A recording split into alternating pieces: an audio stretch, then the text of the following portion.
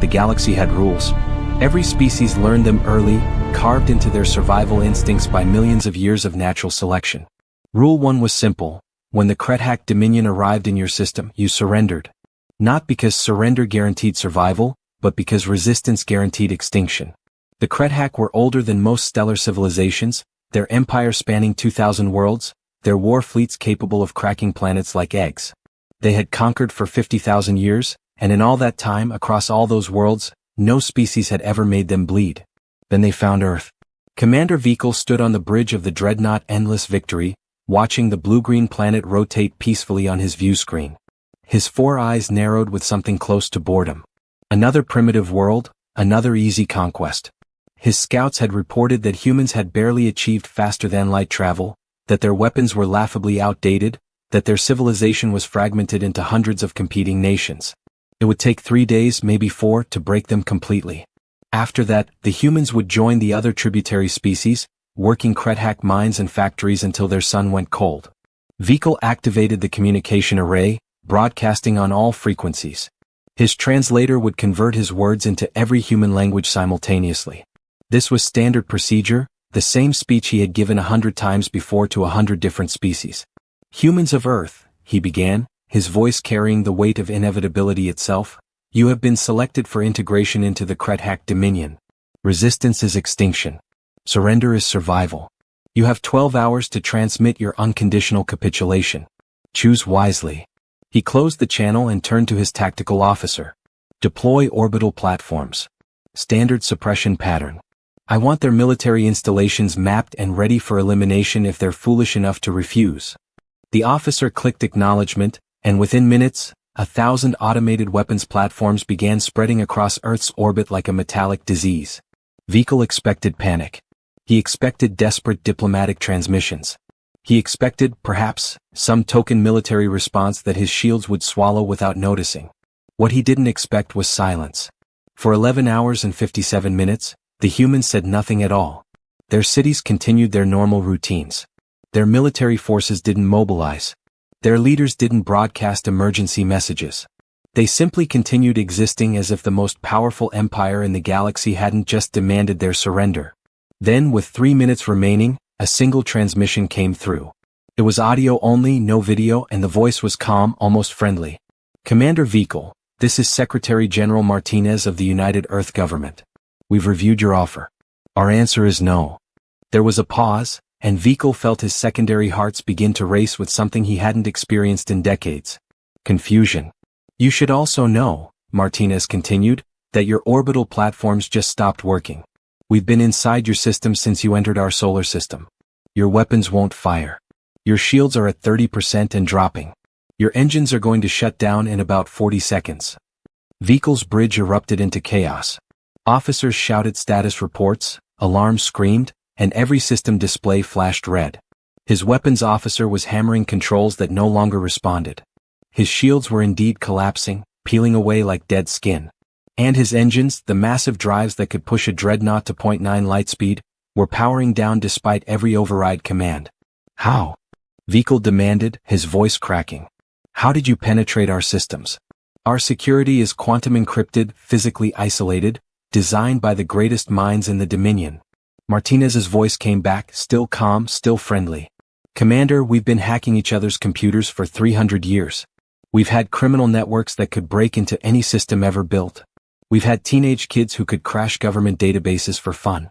When your scouts showed up 6 months ago, we had our best people working around the clock. Your encryption was impressive, but you made one mistake. You assumed you were dealing with primitives. The Endless Victory went dark. Emergency lighting kicked in, bathing the bridge in red.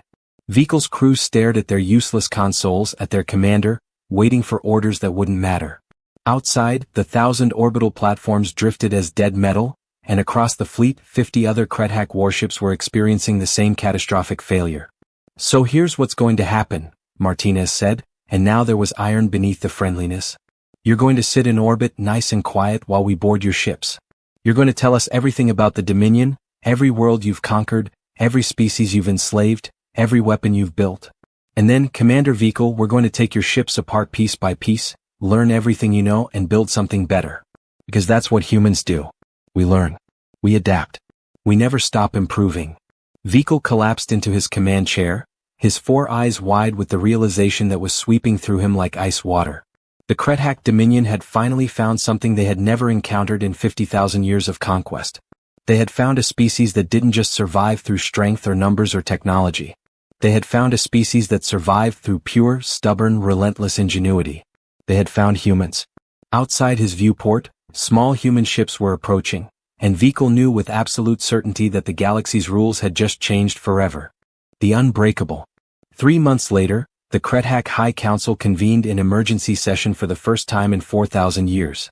The council chamber was a massive sphere of polished obsidian, floating in orbit around the Dominion capital world, a place where the Empire's 12 supreme archons made decisions that affected trillions of lives.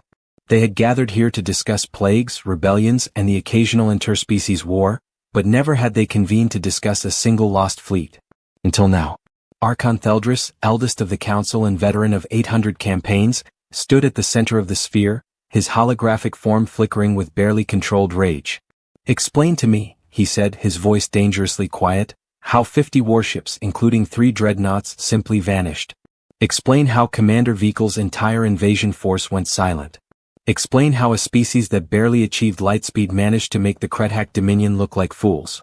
The intelligence director, a small nervous creature named Kelix, projected data across the sphere's interior surface.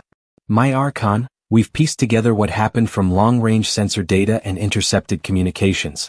The humans didn't destroy our ships. They captured them. All of them. They used some form of advanced electronic warfare we've never encountered, shutting down every system simultaneously.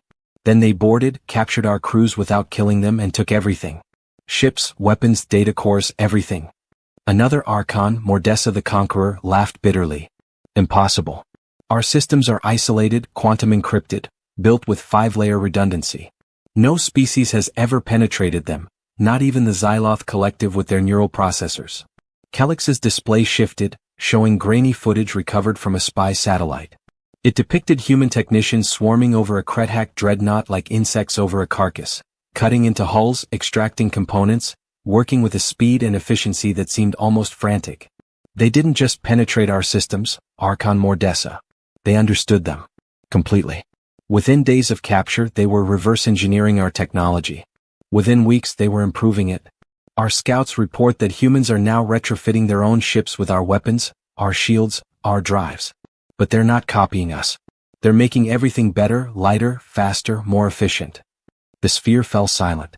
For a species that had conquered for 50 millennia, the concept of being out-engineered by primitives was almost incomprehensible. Theldris finally spoke, his voice heavy with the weight of terrible decisions. "Then we glass their world. Immediately. We send the 5th Armada, 200 ships, and we reduce Earth to molten slag before they can spread this infection further." But Kelix raised a manipulator appendage, a gesture of desperate interruption. "My Archon, we tried. The 5th Armada departed 17 days ago.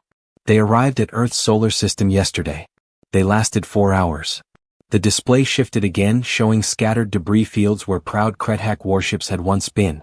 The humans met them with a fleet of their own ships, retrofitted with our technology but modified beyond recognition. Our warships couldn't penetrate their shields. Our weapons couldn't track their fighters. And they had something new, something we've never seen. Kinetic bombardment platforms that accelerate projectiles to 98% lightspeed. One hit destroyed a battlecruiser. The 5th Armada retreated with 40% casualties. The council chamber erupted. Archons shouted over each other, demanding answers, strategies, solutions. How could this happen? How could a species they had dismissed as primitives destroy a Krethak Armada in 4 hours? Theldris raised his primary arms, demanding silence. When the chamber quieted, he turned to his military strategist, General Kervax, who had been silent throughout the meeting. "General," Theldris said carefully, "you've studied human history. You've analyzed their military records. Tell us what we're facing." Kervax stepped forward, his scarred carapace bearing the marks of 100 battles. He had conquered 30 worlds personally, and his tactical assessments were legendary. But now his voice carried something the council had never heard from him before. Fear. Archons were not facing a typical species. Humans don't follow the normal patterns of warfare. Most species, when threatened with extinction, either surrender or fight with everything they have in one decisive battle. Humans do neither. They adapt. Constantly. Relentlessly. I've studied their wars and every single one follows the same pattern. They start losing, they learn from their mistakes, they develop new tactics, new weapons, new strategies, and then they win. He projected images across the sphere, showing human conflicts throughout their history. Medieval knights adapting to gunpowder. Biplanes evolving into jet fighters. Nuclear weapons emerging from peaceful atomic research. They call it innovation, but it's more than that. It's survival instinct weaponized. They don't just fight wars, they revolutionize warfare itself. And now we've given them access to technologies they would have taken centuries to develop on their own. We've accelerated their development curve by 1,000 years, and we did it by attacking them first. Archon Mordessa slammed her appendages against her podium. Then what do you suggest, General? That we surrender to primitives? That the Krethak Dominion, rulers of 2,000 worlds, simply accept defeat? Kervax turned to face her directly, his eyes hard with certainty. I suggest we negotiate. Immediately. Before they bring the fight to us. Because make no mistake, Archons, that's exactly what they're going to do. Humans don't just defend their territory.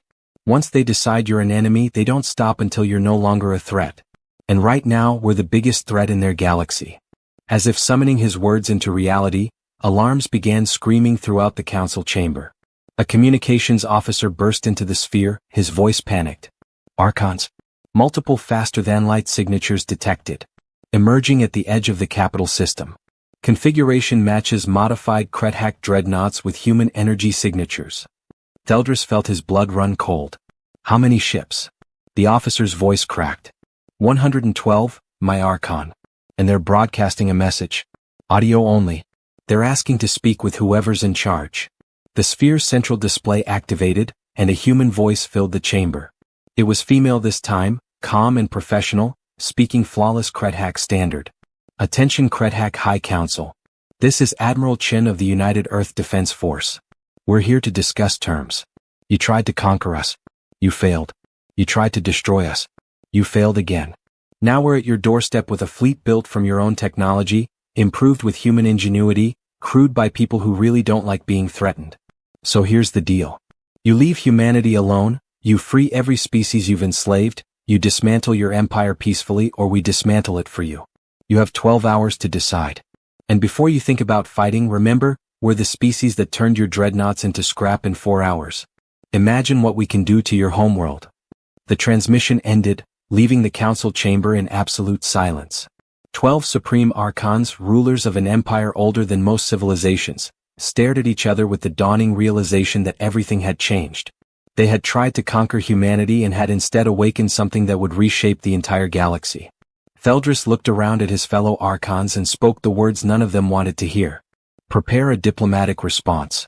And someone find out if we even have anyone who knows how to surrender, because I suspect we're about to learn.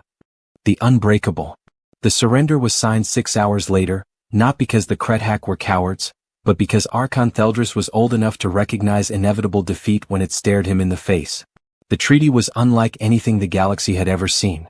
The Krethak Dominion didn't just withdraw from human space. They agreed to immediate cessation of all conquest operations, the release of 417 enslaved species, and complete transparency regarding every military installation, weapon platform, and colonial outpost they controlled. In exchange, humanity agreed not to glass their homeworld and to provide technical assistance in transitioning from an empire to something the humans called a confederation of equals. But the real shock came when Admiral Chen made her final demand. We want access to your historical records. Every species you've conquered, every war you've fought, every mistake you've made. We're going to learn from all of it.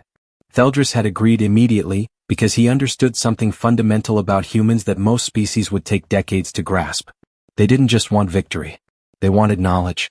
And knowledge, in human hands, was more dangerous than any weapon the Krethak had ever built.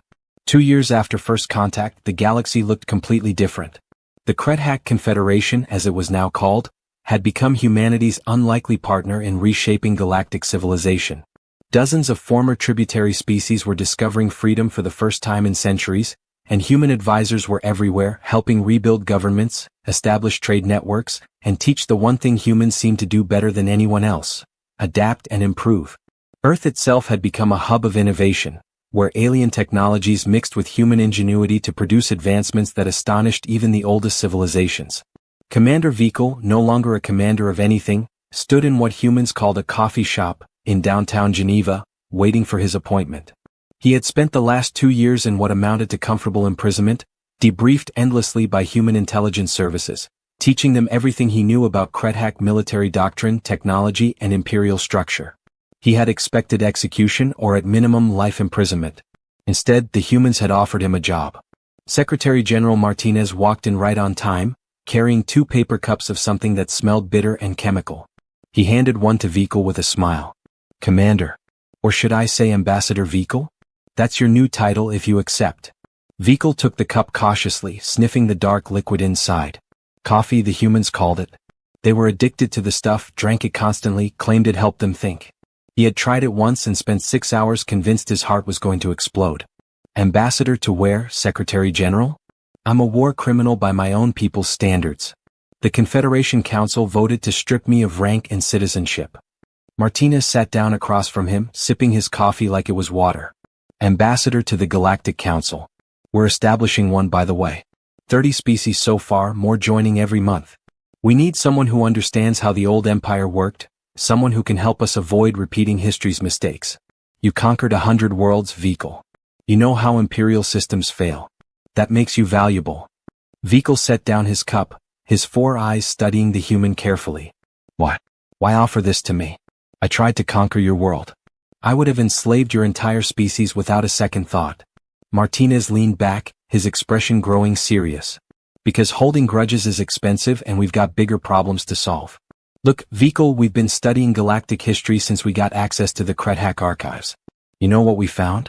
This pattern repeats every few thousand years.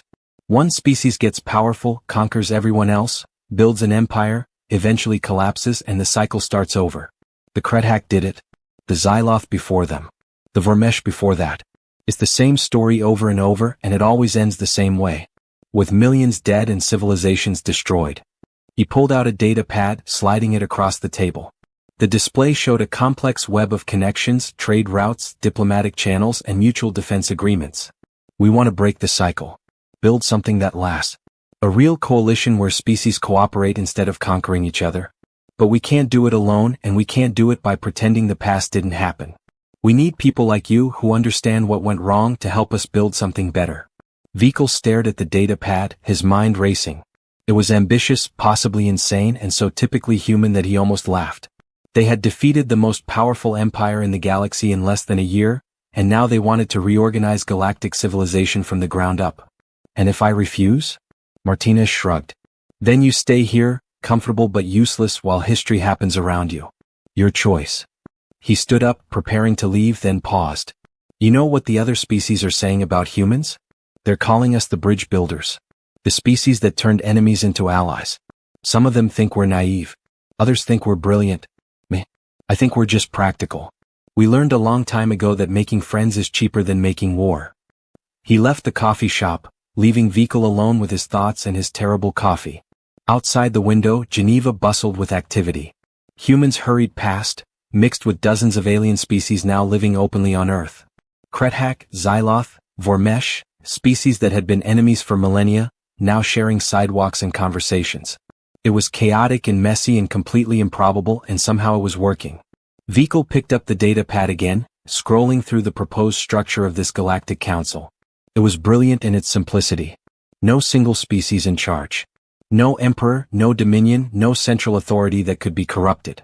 Just representatives from every member species, voting on issues that affected them all, with humans acting as mediators and, when necessary, enforcers. They had even built in safeguards, systems to prevent any one species from accumulating too much power, learned from studying the failures of every empire that had come before. He realized something then, something that made his secondary heart sink with a mixture of awe and resignation. Humanity hadn't just defeated the Krethak Dominion. They had made them obsolete. They had proven that there was a better way to organize galactic civilization, a way that didn't require conquest or subjugation or endless cycles of war and collapse. And they had done it not through superior weapons or overwhelming force, but through something far more dangerous. Ideas. Vikal stood up, leaving his barely touched coffee on the table, and walked out into the Geneva afternoon. He would accept the position. Not because he believed in human idealism, but because he was smart enough to recognize when history was turning a corner. The age of empires was over. The age of cooperation was beginning. And humans, those strange adaptable primates from a backwater world, were going to be at the center of it all. Above the city, a mixed fleet of human and Krethack ships patrolled in perfect coordination, protecting a planet